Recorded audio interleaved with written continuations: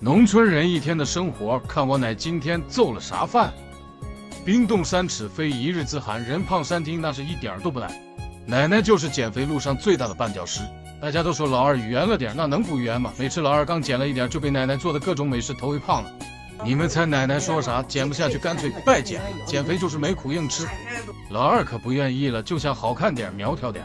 他说他最近找到了个方法，不挨饿不忌口。不过这次不能让奶奶知道了，要挑战在奶奶眼皮底下变瘦。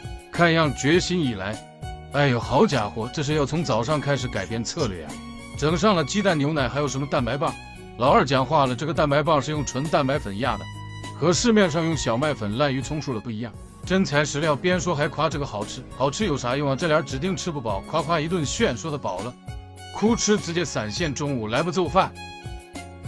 奶奶早上发了一大盆扎实的面，想学的看过来啊，眼睛学会，手也得学会。发好的面揉一下，20醒发10分钟，看着没？这时候是又鼓了第2遍的。接下来就简单跟画意一样，先这样揉，再那样揉，直到给它叠光滑。就像这个手法，给它捋一捋。上来就是哭一顿，直接用刀切，没有具体的克重标准，但是问题不大。重要的事情说3遍，一定是凉水给它上锅，沿着锅圈放，待会儿就有小锅巴，火不能烧得太急，高低的烧锅还是由妈妈来负责。光吃馍没有菜指定不行，是不是？今儿简简单单用这个9块钱的鸡腿做一个葱烧。爷爷种的大葱咱该说不说，可是派上用场了。来吧，咱是起锅烧油不能忘。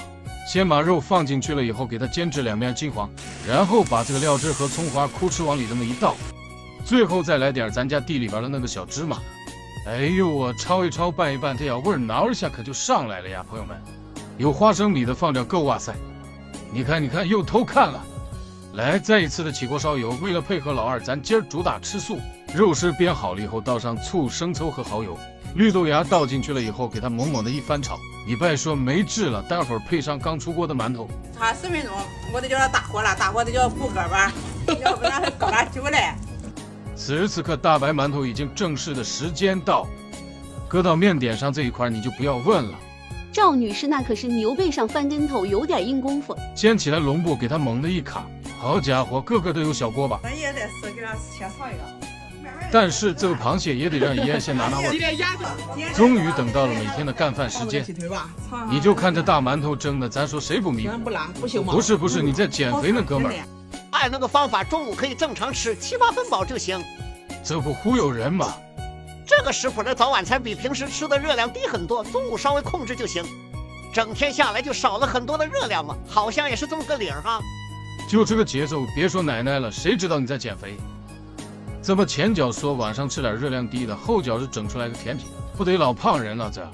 你就看吧，奶奶又开始叨叨了，说他胖点没事儿。你们猜老二说啥？他按那个食谱做的，一碗也就是2个苹果的热量。